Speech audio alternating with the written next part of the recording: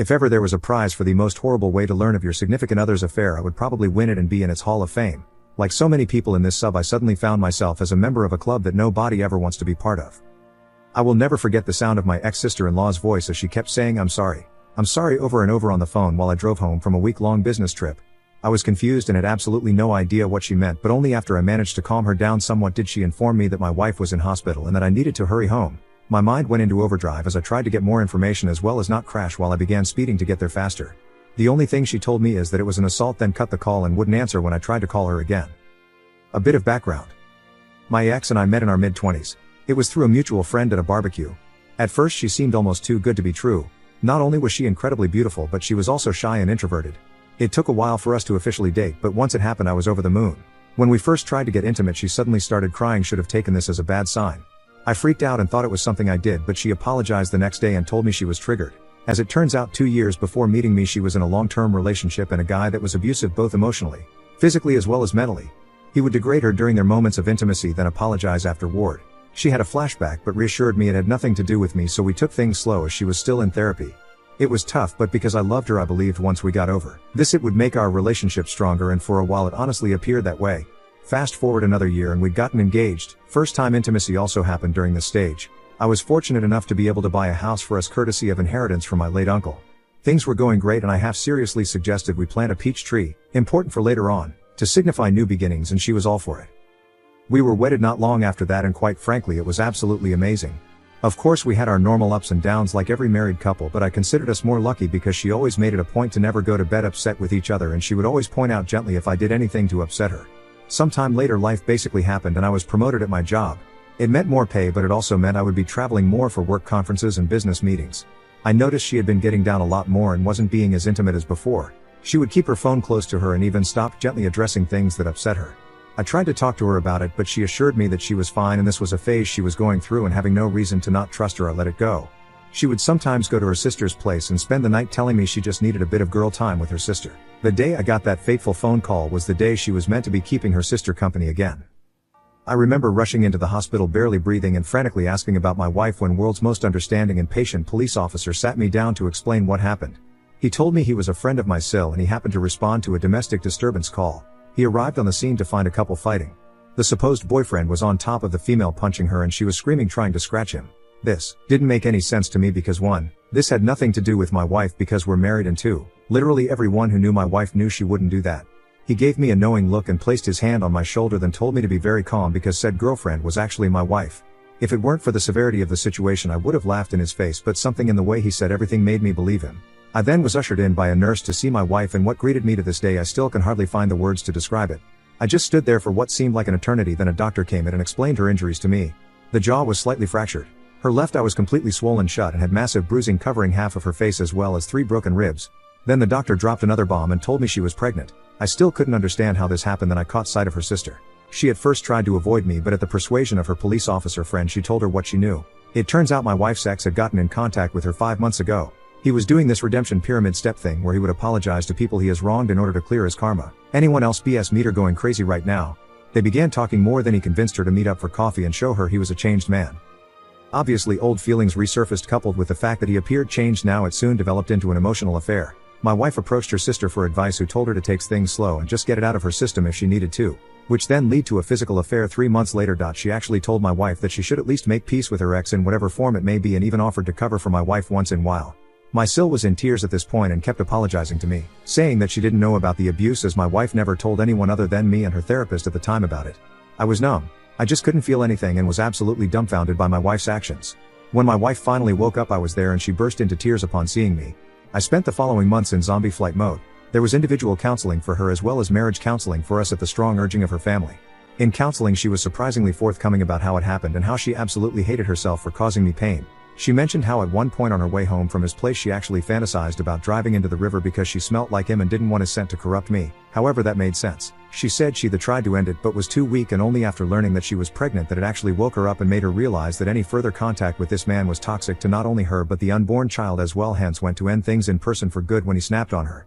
She became a shell of herself and developed a phobia for any other males but me. She one point she couldn't even use the bathroom at night unless I was holding her hand. Sad, right? After the baby was born, son by the way, we got a paternity test and he was mine. But the more time I spent with her, the more I realized I didn't hate my wife, I actually loathed her. I couldn't see the woman I married, but instead saw as leftovers each time I looked at her. I decided to leave because I was afraid I'd do something I'd regret and be exactly like her abusive ex. She begged me not to leave and even made the ridiculous offer of giving me a hall pass as well as slapping her if I wanted to. I knew at this point I had to get out. She was actually very generous during the divorce. She moved back into her parents and signed a very well thought out co-parenting plan issued by the courts. Moving forward 3 years later, and I meet my now fiancé by chance. I was in a bookstore with a buddy of mine and we were discussing Egyptian mythology when this beautiful woman approached me to correct me on my pronunciations of the Egyptian gods and cities. Needless to say, immensely impressed by not only her understanding but also by the fact that she is Egyptian herself. We exchanged numbers which eventually lead us to dating. When I finally proposed to her, it was actually in front of the peach tree I had planted years ago. I got down on one knee, but before I got my answer she ran into the house, then came out with a ring as well. Turns out she was actually planning on proposing herself because she was madly in love with me and she just didn't want any other woman to have me. My son, in all his sweet childlike innocence, told his mother what happened because he was present when it happened. My ex literally showed up that night in the rain yelling about how could I propose to her, my fiancé, in front of our tree, and that this isn't the end of us. I am completely exhausted at this point. I cannot go NC because she is the mother of my child, but she is basically harassing me and my fiancé. How do I convince her to move on?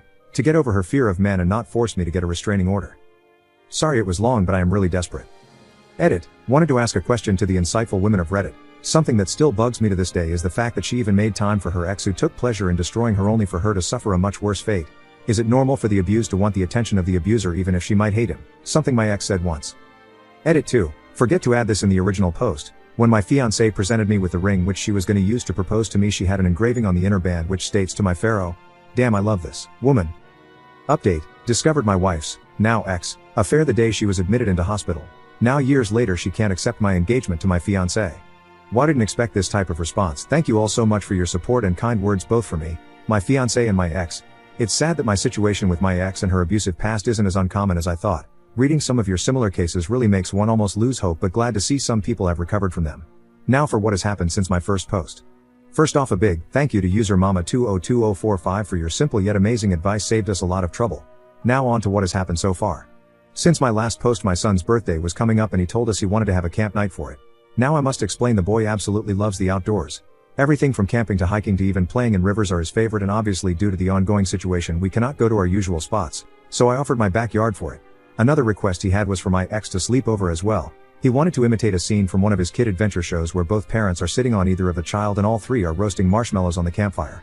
Now I had absolutely no intention of denying my son's birthday wishes, but at the same time I couldn't have my ex sleep in the same tent as me and my son. That would be far too disrespectful to my fiancé, even though she said she understood. It was clear she wasn't okay with it. My ex seemed to take advantage of this and kept saying how much she was looking forward to spending the night with her two men, and even went as far as to buy a whole lot of camping equipment that would put Bear Grylls to shame.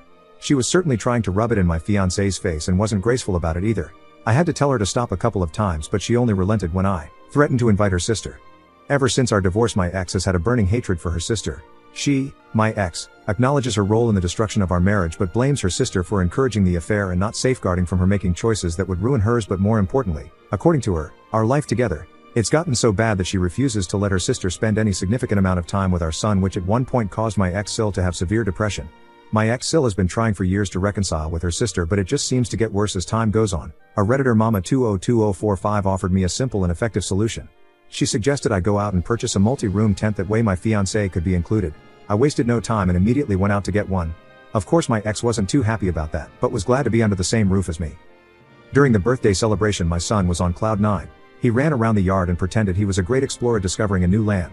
When evening came, I made the fire and my ex provided the marshmallows. He excitingly sat between us and started roasting his marshmallow alongside us. What I didn't expect was after we were done taking pictures and making s'mores, he handed my fiancé a stick and a marshmallow as well and sat next to her to make his second s'more. It's honestly a mystery how something this pure and perfect could come out of the absolute mess that was the relationship between me and my ex. My ex asked for a bit of my time, to which I obliged. We stepped into the kitchen and she apologized for her behavior on the day that I proposed, but not for her actions following that. She told me she still sees me as her husband in her mind, so the thought of me giving my heart to another terrified her. She said she never wanted to cause me pain and would give anything to go back in time and undo her mistakes. She mentioned how happy she was when the paternity test showed that I was the father, because she thought it was a new beginning for us and that he was proof our love. I thanked her for the courage to share all this, but told her I was happy with where I was in life and with whom I was with, but hoped she would find someone to make her happy as well. She said she meant what she told on the day we divorced and will wait for me. I left the kitchen feeling exhausted because none of what I was trying to say got through to her. We decided to call it a night where me and my fiancée slept in one room of the tent and my ex with my son in another. All in all, a good birthday for my son, but not so good night for me. That's things so far, and promise to update if anything major happens.